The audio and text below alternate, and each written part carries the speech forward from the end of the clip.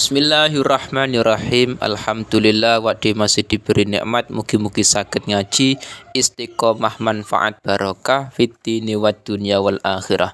Bismillahirrahmanirrahim. Qauluhu faslun utawi kikono fasal suci. Iki menerangkan tentang solat itu bisa mendapatkan pahala. Syaratnya apa saja? Jadi ketika kita sholat itu tidak hanya cukup secara fikih saja, syarat rukunnya terpenuhi saja, tidak hanya itu. Tapi nanti ada perkara-perkara yang menjadikan amal kita sholat itu bisa diterima dan mendapatkan pahala. Nah, itu yang paling penting. Qalu wa syuritalan dan syaratake ma'ama ing dalam syaratane perkara marokang wis liwat apa ma. Jadi yang sudah dijelaskan kemarin tentang syarat-syaratnya sholat itu apa saja. Di sisi lain ada syarat-syarat sholat yang kemarin dijelaskan, salah satunya adalah suci dari najis, ada lagi suci dari hadas dan lain-lain. Ini juga penting dalam sholat ini. Sing paling penting adalah ini juga liqobuliha maring ketrimone sholat indallahi ing dalem mungguh Allah Subhanahu wa taala.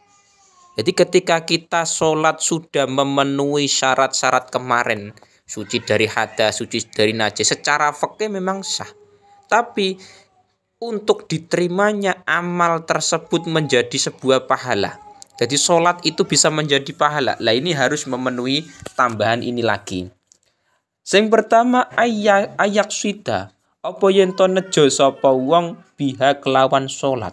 Nejo wajhallahi ta'ala ing zati Allah ta'ala wahdahu hale ijene Allah.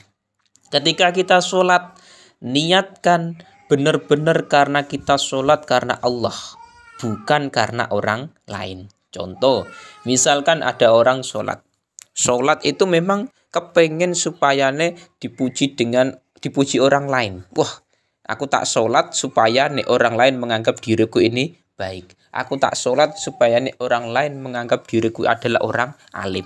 Lah itu yang menjadikan pahala kita itu luntur di situ, yang menjadikan pahala kita tidak hasil di situ. Karena apa? Niatnya saja bukan karena Allah, tapi karena ingin dipuji orang lain. Lah ini yang paling berat menata hati kita ketika sholat di situ. Mungkin ketika kita sholat sudah memenuhi syarat suci dari najis, suci dari hadas, sudah sah secara fikih dan sudah menggugurkan kewajiban. Tetapi ketika kita niat sholatnya itu karena ingin dipuji orang lain, karena ingin dianggap baik oleh orang lain, bukan karena Allah. Lah ini yang menjadikan pahala nanti tidak bisa hasil di situ. Yang kedua, wa ayakuna lan yen to ana apa makuluhu apa perkara kang dipangan wong, wa malbusuhu lan perkara kang dienggo wong, wa musallahu lan panggonan salate wong halalan iku halal. Sing kedua, makanan, pakaian dan tempat salate itu benar-benar halal, bukan hasil nyolong. Jadi misalkan makanane, jadi makan minumnya itu harus barang-barang yang halal ketika masuk perut iki mau. Ketika orang sholat, sedangkan di perutnya ada makanan hasil nyolong, misalkan pelem, pemanggane tetangga, dicolong terus dimakan. Nah, ketika dia sholat, ya sah secara fikih.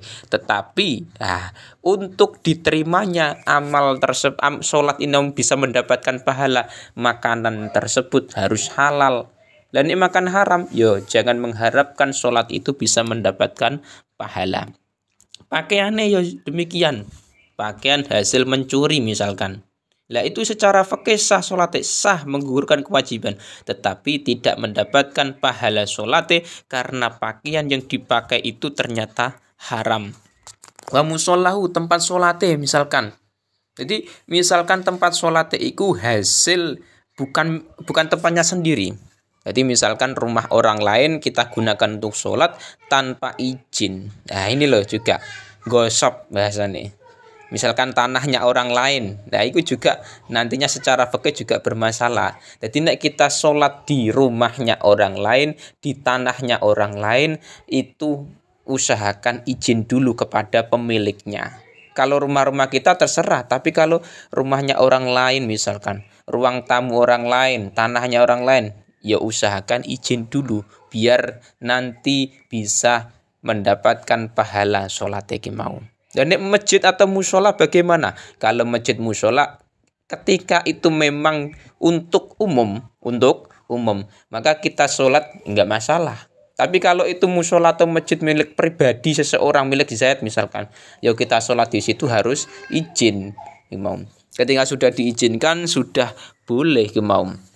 Karena itu milik orang pribadi. Tapi kalau milik umum, nah ini yang biasa terjadi kan milik umum, masjid, musola atau pondok biasanya kan terkadang ada yang bareng-bareng iuran atau misalkan urunan apa misalkan terus untuk membangun iku mau. Kita sholat nggak masalah iki mau. Kalau memang itu digunakan untuk umum. Wa ayuh dira lan yen to ngadirake sapa wong kolbau ing atine wong fiha ing dalam sholat. Ketika dia sholat, nah ini yang penting. Dia harus menghadirkan atine. Jadi atine jangan sampai kemana-mana. Intinya hatinya itu memang benar-benar dia iki mau sholat mau. Nah ini yang susah di situ. Makanya falaisa mongko ora ono lahu iku keduwe wong min sholatihi saking sholate wong apa ilama apa kejaba perkara akola ingkang angen-angen sapa wong minha saking salat. Jadi ketika memang nantinya sholat dia iki mau pikirannya separan-paran, pikirannya ku kemana-mana. Jadi sholat, wah tanggane masak ayam goreng. Nah, dia mencium bau wah enake cah. Ketika dia sholat itu ada pemikiran terus hatinya iki mau langsung berpindah ke ayam gorengnya tetangga iki mau. Lah itu secara fikih sholatnya tetap sah, cuman tidak bisa mendapatkan pahala. Intinya apa? Sholat itu usahakan khusyuk. Atine dan pikirannya itu fokus ke sholat. Nah itu yang paling penting di situ. Tapi susah luar biasa iki mau. Apalagi kita yang sering kerja, apalagi kita yang punya aktivitas sehari-hari. Nah, ketika kita sholat itu terkadang pikiran dan hati kita itu kemana-mana. Nah itu secara fikih sah. Tapi untuk mendapatkan pahala, usahakan sholat kita itu khusyuk. Hati dan pikiran kita fokus ke sholat. Nah itu yang paling penting di situ. Makane wa yujibah lan yento ora ujub sapa wong biha kelawan sholat. Jadi dia tidak merasa ujub. Jadi tidak merasa misalkan dia sudah sholat terus dia merasa aku ini paling hebat, sholatku luar biasa rakaate. Nah itu jangan sampai di situ. Jadi jangan sampai sholat yang kita lakukan itu menjadikan kita itu merasa paling hebat dan merendahkan orang lain, itu jangan sampai. Jadi usahakan tetap kita tawadhu, tetap kita ini merendah. Apapun yang kita lakukan, sholat, sedekah, puasa dan lain-lain, itu usahakan jangan merasa paling hebat, jangan merasa sombong, jangan merendahkan orang lain. Itu yang paling penting.